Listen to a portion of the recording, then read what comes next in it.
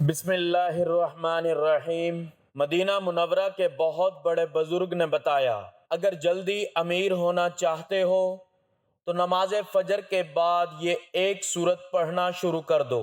محترم ناظرین، تمام تعریفیں اللہ کے لیے ہیں، وہی نیک لوگوں کا ولی ہے۔ میں گواہی دیتا ہوں کہ اللہ کے سوا کوئی بھی معبود برحق نہیں، وہ یکتا، اس کا کوئی شریک نہیں۔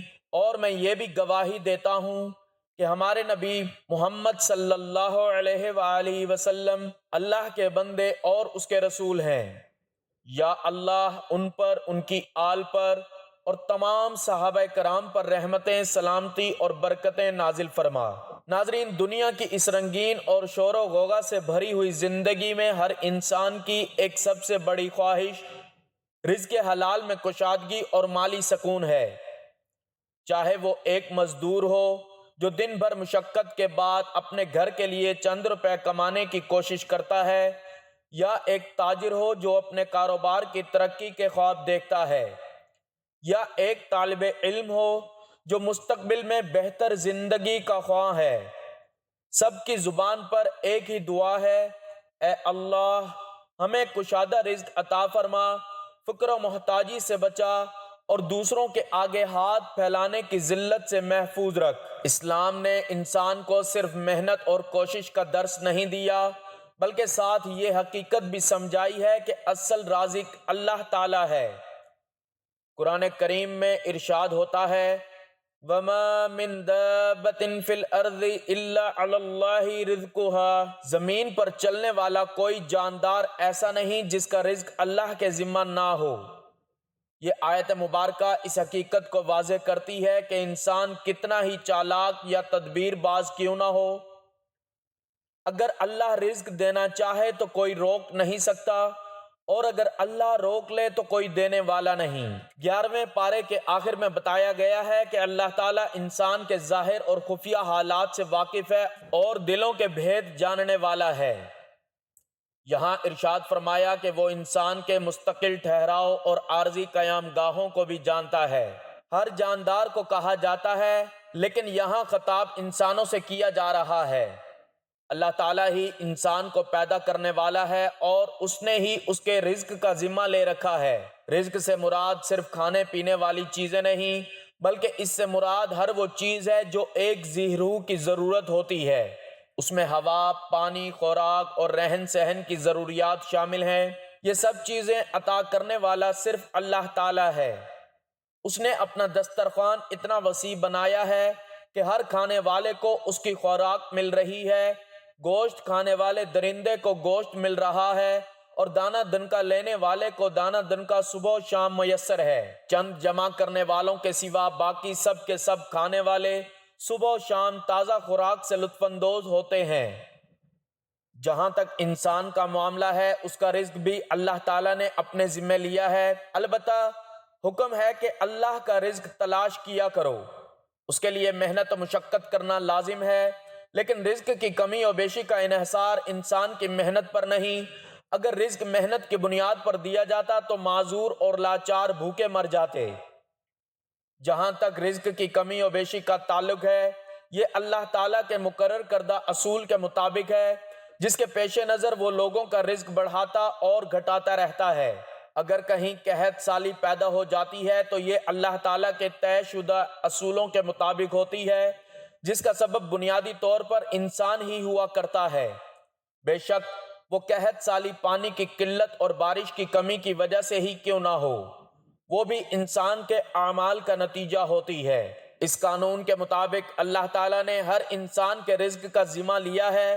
وہ لوگوں کی مستقل قیام گاہوں اور عارضی رہائش کو جانتا ہے، کیونکہ لوگوں کو رزق پہنچانا اور ان کے اعمال اور ضروریات سے باخبر رہنا اس کی صفت کاملہ ہے۔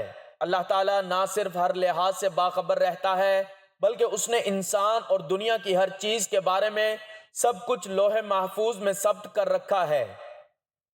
بالترتیب ان کا معنی ہے مستقل قیام گاہ اور عارضی ٹھہراؤ۔ مفسرین نے مستقرہ سے مراد بطن مادر اور مستودعہ کا معنی دنیا کی زندگی لیا ہے، اور کچھ اہل علم نے مستودعہ کا معنی دنیا کی زندگی اور مستقرہ قبر کا قیام سمجھا ہے۔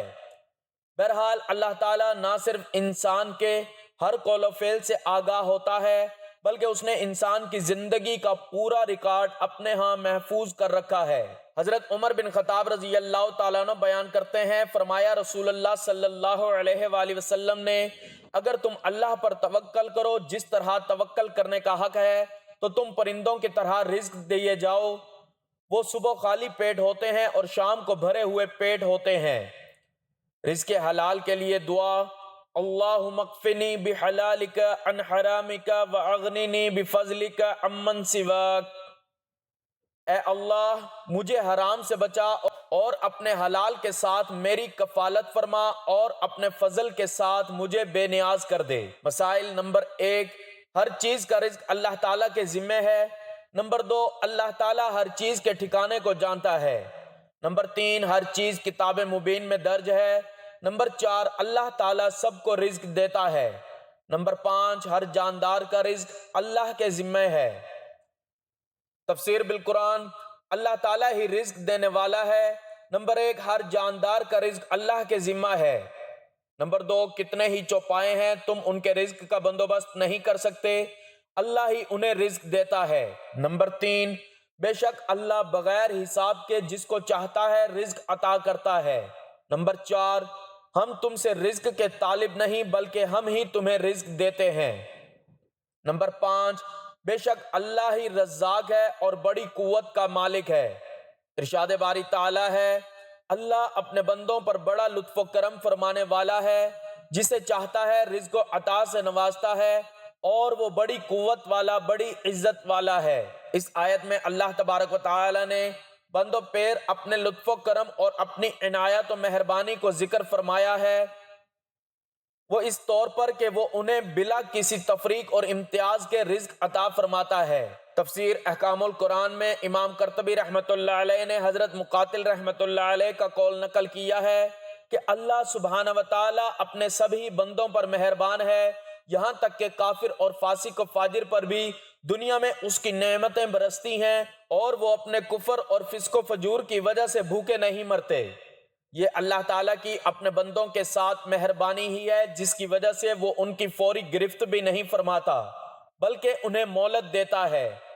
بہرحال اللہ تعالیٰ جسے چاہتا ہے رزق عطا فرماتا ہے، لیکن بعض دفعہ انسان کی اپنی بدعمالیاں اور کوتاہیاں اس کے رزق میں بے برکتی، کمی یا محرومی کا سبب بنتی ہیں۔ آج کم و بیش ہر آدمی رزق میں بے برکتی کی شکایت کر رہا ہے، معاش میں تنگی کا رونا رو رہا ہے، لیکن ان اعمال کو اختیار نہیں کر رہا جو رزق میں کشادگی اور فراوانی کا باعث بنتے ہیں۔ بہرحال رزق میں کشادگی کا سبب بننے والے اعمال میں ایک عمل گناہوں کو چھوڑنا ہے۔ سنن نسائی اور سنن ابن ماجہ میں حضرت ثوبان رضی اللہ تعالیٰ عنہ سے روایت ہے کہ رسول اکرم صلی اللہ علیہ وآلہ وسلم نے ارشاد فرمایا، انسان اپنے گناہوں کی وجہ سے رزق سے محروم کر دیا جاتا ہے، اسی طرح گناہوں کی معافی چاہنا اور توبہ و استغفار کرتے رہنا سے بھی رزق کی تنگی دور ہو جاتی ہے۔ سنن ابو داؤد میں حضرت عبداللہ بن عباس رضی اللہ تعالیٰ عنہما سے روایت ہے کہ رسول اللہ صلی اللہ علیہ وآلہ وسلم نے فرمایا، جو شخص بکثرت استغفار کرتا ہے اللہ تعالیٰ اسے ہر غم سے چھٹکارا اور ہر تنگی سے کشادگی عنایت فرما دیتا ہے اور اسے ایسے راستوں سے رزق عطا فرماتا ہے جس کا اس کے وہم و گمان میں گزر تک نہیں ہوتا۔ اسی طرح رشتہ داروں کے ساتھ صلح رحمی کرنا بھی رزق اور عمر میں برکت کا باعث بنتا ہے۔ صحیح بخاری میں حضرت ابو ہریرہ رضی اللہ تعالیٰ عنہ سے روایت ہے کہ رسول اکرم صلی اللہ علیہ وآلہ وسلم نے فرمایا، جسے رزق میں وسعت اور درازی عمر کی خواہش ہو تو اسے رشتہ داروں کے ساتھ اچھا برتاؤ کرنا چاہیے۔ رزق میں برکت کے اسباب میں سے ایک شکر گزاری ہے اور یہ وہ وصف ہے جو رزق میں وسعت کا باعث بنتی ہے۔ قرآن کریم میں ارشاد باری تعالیٰ ہے، لَإِن شَكَرْتُمْ لَأَزِيدَنَّكُمْ، اگر تم شکر کرو گے تو میں تمہیں وسعتیں عطا کروں گا۔ کسی اللہ والے کا قول ہے کہ رزق میں برکت کا مطلب یہ نہیں کہ دولت کے انبار لگ جائیں، بلکہ جو مل جائے اس رزق میں گزارا ہو جانا اور شکر گزار رہنا بھی بہت بڑی برکت ہوا کرتی ہے۔ لہٰذا دامن شکر گزاری ہاتھ سے نہ چھوڑیں، اللہ رزق میں فراوانی عطا فرمائیں گے۔ اس لیے مدینہ منورہ کے ایک بڑے بزرگ نے ایک نہایت قیمتی نصیحت فرمائی، وہ فرماتے ہیں اگر تم جلدی امیر ہونا چاہتے ہو، دل کی پریشانیوں سے نجات چاہتے ہو اور رزق میں برکت چاہتے ہو تو نماز فجر کے بعد ایک مخصوص سورت کی تلاوت کو اپنی زندگی کا معمول بنا لو۔ یہ نصیحت صرف ایک بات نہیں بلکہ قرآن و سنت کے ان گنت خزانے اس میں پوشیدہ ہیں۔ اسلام میں صبح کے وقت اور خاص طور پر نماز فجر کے بعد ذکر و تلاوت کی بڑی اہمیت ہے، کیونکہ یہ وقت برکتوں کا وقت ہے۔ رسول اللہ صلی اللہ علیہ وآلہ وسلم نے فرمایا، اللہم بارک لامتی فی بقورہا، اے اللہ میری امت کے لیے صبح کے وقت میں برکت عطا فرما۔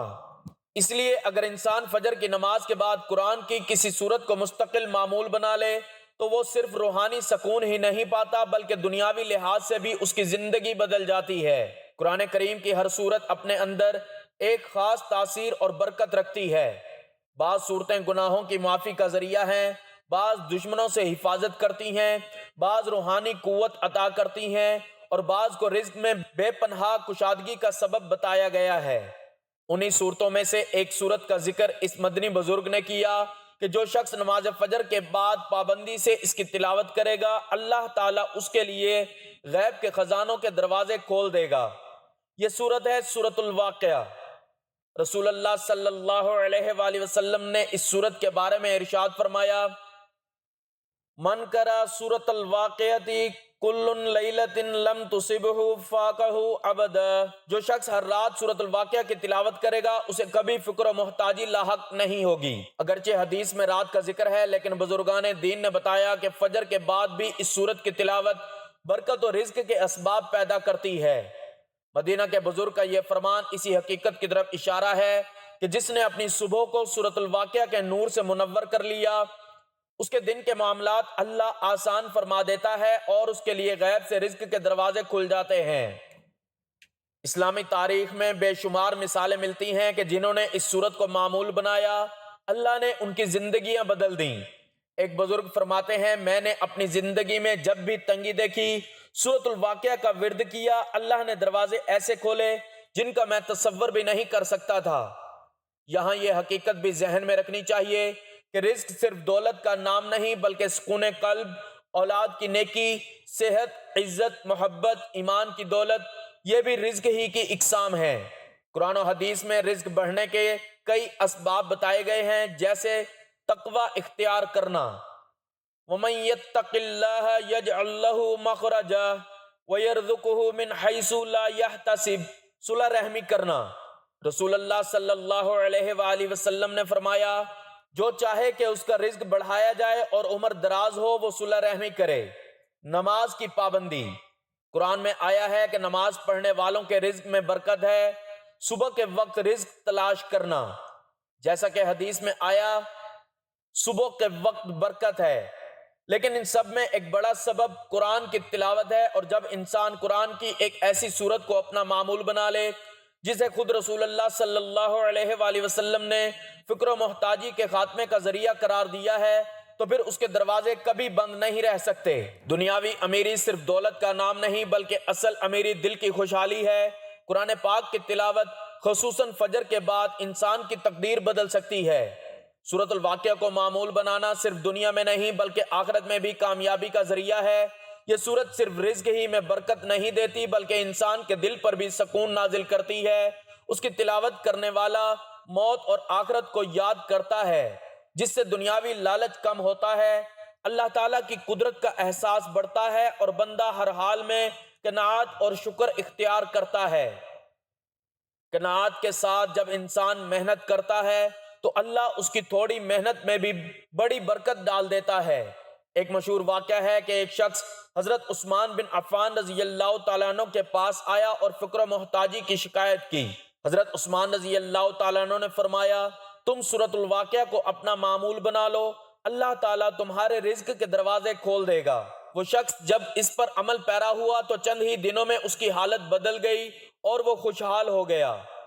یہ صورت نہ صرف دنیاوی فکر سے بچاتی ہے بلکہ آخرت کے بارے میں بھی انسان کو بیدار کرتی ہے۔ اس میں جنتیوں کے درجات اور دوزخیوں کی سزا تفصیل سے بیان کی گئی ہے جس سے تلاوت کرنے والے کو ایمان کی تازگی ملتی ہے۔ گویا یہ صورت انسان کو دنیا میں مالدار اور آخرت میں کامیاب کرتی ہے۔ کئی مشہور علماء مثلا امام قرطبی رحمۃ اللہ علیہ، امام رازی رحمۃ اللہ علیہ اور امام نووی رحمۃ اللہ علیہ نے اپنی تفاسیر میں سورۃ الواقعہ کے فضائل بیان کرتے ہوئے یہ بات لکھی ہے کہ یہ سورت اللہ کے رزق کے خزانوں کی کنجی ہے۔ یہ سورت دل کو غفلت سے بیدار کرتی ہے۔ یہ سورت گھر میں پڑھی جائے تو اللہ تعالیٰ وہاں سے فکر اور تنگ دستی کو دور کر دیتا ہے۔ آج کے دور میں مہنگائی، بے روزگاری اور مالی دباؤ نے ہر انسان کو پریشان کر رکھا ہے۔ لوگ مختلف ذرائع سے رزق بڑھانے کی کوشش کرتے ہیں لیکن اکثر ناکام رہتے ہیں۔ ایسے حالات میں سورۃ الواقعہ ایک مضبوط سہارا ہے۔ جو شخص دل سے اللہ پر بھروسہ کرتے ہوئے اس سورت کو معمول بنائے گا، اللہ تعالیٰ اس کے لیے ایسے وسائل پیدا کر دے گا جو عقل و فہم سے بالا تر ہوں گے۔ محترم ناظرین، وقت کی نزاکت کو مد نظر رکھتے ہوئے چلتے ہیں آج کے وظیفے کی جانب۔ آپ نے سب سے پہلے نماز فجر ادا کرنی ہے۔ نماز فجر ادا کرنے کے بعد آپ نے حضور پاک صلی اللہ علیہ وآلہ وسلم کی ذات اقدس پر درود پاک کا نذرانہ پیش کرنا ہے۔ درود پاک آپ کوئی سا بھی پڑھ سکتے ہیں۔ ایک بار ثواب کی نیت سے میرے ساتھ بھی درود پاک پڑھ لیں۔ اللہم صلی علی محمد وعلی آل محمد کما صلیت علی ابراہیم وعلی آل ابراہیم انک حمید مجید۔ اللہم بارک علی محمد وعلی آل محمد کما بارکت علی ابراہیم وعلی آل ابراہیم انک حمید مجید۔ درود پاک پڑھنے کے بعد آپ نے ایک مرتبہ سورۃ واقعہ کی تلاوت کرنی ہے۔ سورۃ واقعہ پڑھنے کے بعد آپ نے قرآن پاک کی یہ آیت 33 مرتبہ پڑھنی ہے۔ ان اللہ هو الرزاق ذو القوۃ المتین۔ یہ آیت 33 مرتبہ پڑھنے کے بعد آپ نے ایک تسبیح استغفر اللہ استغفر اللہ استغفر اللہ کی پڑھنی ہے۔ اس کے بعد آپ نے 3 مرتبہ سورۃ اخلاص پڑھنی ہے اور آخر میں پھر آپ نے دوبارہ درود پاک پڑھنا ہے جو شروع میں پڑھا تھا۔ ناظرین، رزق کوئی دنیاوی دوڑ دھوپ یا صرف ذہانت کا نتیجہ نہیں بلکہ یہ سراسر اللہ تعالیٰ کی عطا ہے۔ قرآن و حدیث نے ہمیں وہ روشن راستے دکھا دیے ہیں جن پر چلنے والا کبھی فکر و محتاجی کا شکار نہیں رہتا۔ تقوی اختیار کرنے والا، نماز کا پابند، صلہ رحمی کرنے والا، والدین کی خدمت گزار، صدقہ و خیرات کرنے والا اور اللہ سے ہر وقت استغفار کرنے والا بندہ وہ ہے جس کے لیے آسمان و زمین کے خزانوں کے دروازے کھل جاتے ہیں۔